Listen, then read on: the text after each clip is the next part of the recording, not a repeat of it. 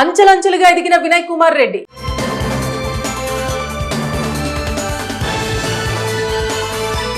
వినయ విధేయ నేత ప్రొద్దుటూరి వినయ్ కుమార్ రెడ్డి తెలంగాణ రవాణా మంత్రి పొన్నం ప్రభాకర్ ను కలిసి ఆర్మూర్ నియోజకవర్గంలోని ఎన్టీఆర్ కాలనీ సమస్యలు, నందిపేట్ డిపో సమస్యలను వివరిస్తూ వినతి పత్రం సమర్పించారు.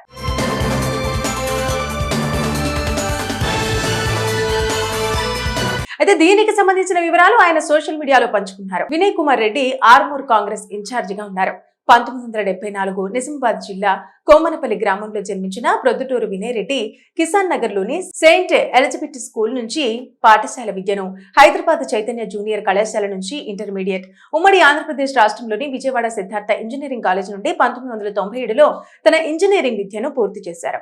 ఇక విద్యాభ్యాసాన్ని పూర్తి చేసిన వినయ్ రెడ్డి హెచ్ఆర్ కన్స్ట్రక్షన్స్ అనే కంపెనీని స్థాపించి తన ప్రత్యక్ష వ్యాపార జీవితాన్ని ప్రారంభించారు. విద్యార్థి దశ నుండే రాజకీయాలపైన ఎంతో ఆసక్తి కలిగి ఉన్న వినయ్ కుమార్ రెడ్డి స్వరాష్ట్ర సాధనకే జరిగిన తెలంగాణ ఉద్యమంలో ఎంతో కీలక పాత్ర పోషించారు. భారత రాష్ట్ర సమితిలో చేరికతో తన ప్రత్యక్ష రాజకీయ జీవితాన్ని ప్రారంభించిన వినయ్ కుమార్ రెడ్డి ఆ పార్టీలో అంచెలంచెలుగా ఎదుగుతూ ఎంతో క్రియాశీలక కార్యకర్తగా పేరు సంపాదించుకున్నారు.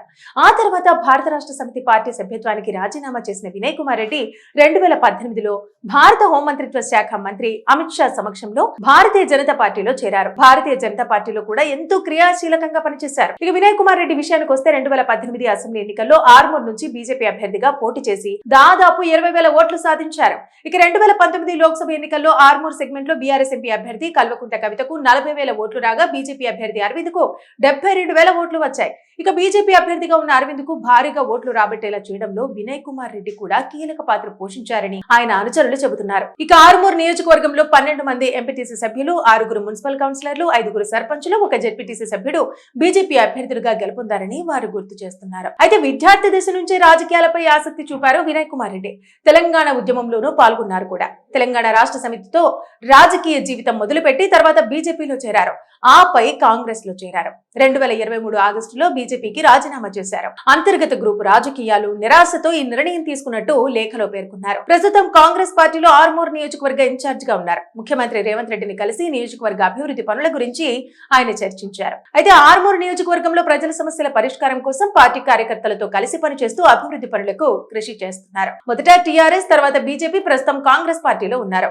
ఇటీవల కాంగ్రెస్ నాయకులతో సమావేశాలు నిర్వహిస్తున్నారు. ఏ రాజకీయ పార్టీలు ఉన్నా సరే పార్టీలతో సంబంధం లేకుండా తనదైన సేవా, సామాజిక కార్యక్రమాలతో నిత్యం ప్రజల మధ్య ఉండే వినయ్ కుమార్ రెడ్డి తన అభిప్రాయాలకు అనుగుణంగా ప్రజల మద్దతుతో కాంగ్రెస్ పార్టీలో చేరారు.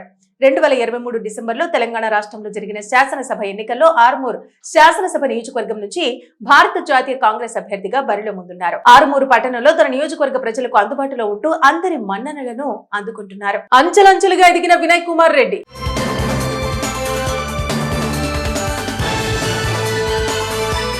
వినయ విధేయ నేత ప్రొద్దుటూరి వినయ్ కుమార్ రెడ్డి తెలంగాణ రవాణా మంత్రి పొన్నం ప్రభాకర్ ను కలిసి ఆర్మూర్ నియోజకవర్గంలోని ఎన్టీఆర్ కాలనీ సమస్యలు, నందిపేట్ డిపో సమస్యలను వివరిస్తూ వినతి పత్రం సమర్పించారు.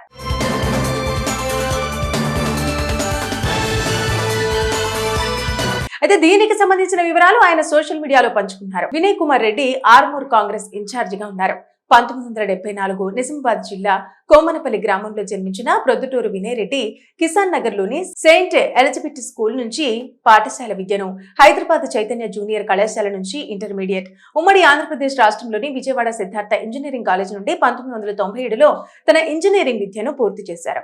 ఇక విద్యాభ్యాసాన్ని పూర్తి చేసిన వినయ్ రెడ్డి హెచ్ఆర్ కన్స్ట్రక్షన్స్ అనే కంపెనీని స్థాపించి తన ప్రత్యక్ష వ్యాపార జీవితాన్ని ప్రారంభించారు. విద్యార్థి దశ నుండే రాజకీయాలపైన ఎంతో ఆసక్తి కలిగి ఉన్న వినయ్ కుమార్ రెడ్డి స్వరాష్ట్ర సాధనకే జరిగిన తెలంగాణ ఉద్యమంలో ఎంతో కీలక పాత్ర పోషించారు. భారత రాష్ట్ర సమితిలో చేరికతో తన ప్రత్యక్ష రాజకీయ జీవితాన్ని ప్రారంభించిన వినయ్ కుమార్ రెడ్డి ఆ పార్టీలో అంచెలంచెలుగా ఎదుగుతూ ఎంతో క్రియాశీలక కార్యకర్తగా పేరు సంపాదించుకున్నారు. ఆ తర్వాత భారత రాష్ట్ర సమితి పార్టీ సభ్యత్వానికి రాజీనామా చేసిన వినయ్ కుమార్ రెడ్డి 2018లో భారత హోంమంత్రిత్వ శాఖ మంత్రి అమిత్ షా సమక్షంలో భారతీయ జనతా పార్టీలో చేరారు. భారతీయ జనతా పార్టీలో కూడా ఎంతో క్రియాశీలకంగా పనిచేశారు. ఇక వినయ్ కుమార్ రెడ్డి విషయానికి వస్తే 2018 అసెంబ్లీ ఎన్నికల్లో ఆర్మూర్ నుంచి బీజేపీ అభ్యర్థిగా పోటీ చేసి దాదాపు 20,000 ఓట్లు సాధించారు. ఇక 2019 లోక్సభ ఎన్నికల్లో ఆర్మూర్ సెగ్మెంట్ లో బీఆర్ఎస్ ఎంపీ అభ్యర్థి కల్వకుంట్ల కవితకు 40,000 ఓట్లు రాగా బీజేపీ అభ్యర్థి అరవింద్ కు 72,000 ఓట్లు వచ్చాయి. ఇక బీజేపీ అభ్యర్థిగా ఉన్న అరవింద్ కు భారీగా ఓట్లు రాబట్టేలా చేయడంలో వినయ్ కుమార్ రెడ్డి కూడా కీలక పాత్ర పోషించారని ఆయన అనుచరులు చెబుతున్నారు. ఇక ఆర్మూర్ నియోజకవర్గంలో 12 మంది ఎంపీటీసీ సభ్యులు, 6 మున్సిపల్ కౌన్సిలర్లు, 5 సర్పంచులు, 1 జెడ్పీటీసీ సభ్యుడు బీజేపీ అభ్యర్థులుగా గెలుపొందారని వారు గుర్తు చేస్తున్నారు. అయితే విద్యార్థి దశ నుంచే రాజకీయాలపై ఆసక్తి చూపారు వినయ్ కుమార్ రెడ్డి. తెలంగాణ ఉద్యమంలోనూ పాల్గొన్నారు కూడా. తెలంగాణ రాష్ట్ర సమితితో రాజకీయ జీవితం మొదలుపెట్టి తర్వాత బీజేపీలో చేరారు. ఆపై కాంగ్రెస్ లో చేరారు. 2023 ఆగస్టులో బీజేపీకి రాజీనామా చేశారు. అంతర్గత గ్రూపు రాజకీయాలు, నిరాశతో ఈ నిర్ణయం తీసుకున్నట్టు లేఖలో పేర్కొన్నారు. ప్రస్తుతం కాంగ్రెస్ పార్టీలో ఆర్మూర్ నియోజకవర్గ ఇన్ఛార్జ్ గా ఉన్నారు. ముఖ్యమంత్రి రేవంత్ రెడ్డిని కలిసి నియోజకవర్గ అభివృద్ధి పనుల గురించి ఆయన చర్చించారు. అయితే ఆర్మూర్ నియోజకవర్గంలో ప్రజల సమస్యల పరిష్కారం కోసం పార్టీ కార్యకర్తలతో కలిసి పనిచేస్తూ అభివృద్ధి పనులకు కృషి చేస్తున్నారు. మొదట టీఆర్ఎస్, తర్వాత బీజేపీ, ప్రస్తుతం కాంగ్రెస్ పార్టీలో ఉన్నారు. ఇటీవల కాంగ్రెస్ నాయకులతో సమావేశాలు నిర్వహిస్తున్నారు. ఏ రాజకీయ పార్టీలు ఉన్నా సరే పార్టీలతో సంబంధం లేకుండా తనదైన సేవ, సామాజిక కార్యక్రమాలతో నిత్యం ప్రజల మధ్య ఉండే వినయ్ కుమార్ రెడ్డి తన అభిప్రాయాలకు అనుగుణంగా ప్రజల మద్దతుతో కాంగ్రెస్ పార్టీలో చేరారు. 2023 డిసెంబర్లో తెలంగాణ రాష్ట్రంలో జరిగిన శాసనసభ ఎన్నికల్లో ఆర్మూర్ శాసనసభ నియోజకవర్గం నుంచి భారత జాతీయ కాంగ్రెస్ అభ్యర్థిగా బరిలో ముందున్నారు. ఆర్మూరు పట్టణంలో తన నియోజకవర్గ ప్రజలకు అందుబాటులో ఉంటూ అందరి మన్ననలను అందుకుంటున్నారు. అంచెలంచెలుగా ఎదిగిన వినయ్ కుమార్ రెడ్డి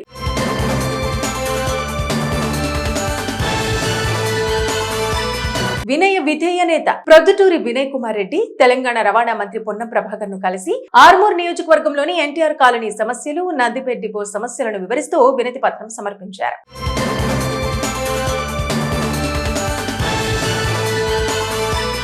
అయితే దీనికి సంబంధించిన వివరాలు ఆయన సోషల్ మీడియాలో పంచుకున్నారు. వినయ్ కుమార్ రెడ్డి ఆర్మూర్ కాంగ్రెస్ ఇన్ఛార్జ్ గా ఉన్నారు. 1974 నిజామాబాద్ జిల్లా కోమనపల్లి గ్రామంలో జన్మించిన ప్రొద్దుటూరు వినయ్ రెడ్డి కిసాన్ నగర్ లోని సెయింట్ ఎలిజబెత్ స్కూల్ నుంచి పాఠశాల విద్యను, హైదరాబాద్ చైతన్య జూనియర్ కళాశాల నుంచి ఇంటర్మీడియట్, ఉమ్మడి ఆంధ్రప్రదేశ్ రాష్ట్రంలోని విజయవాడ సిద్ధార్థ ఇంజనీరింగ్ కాలేజ్ నుండి 1997లో తన ఇంజనీరింగ్ విద్యను పూర్తి చేశారు.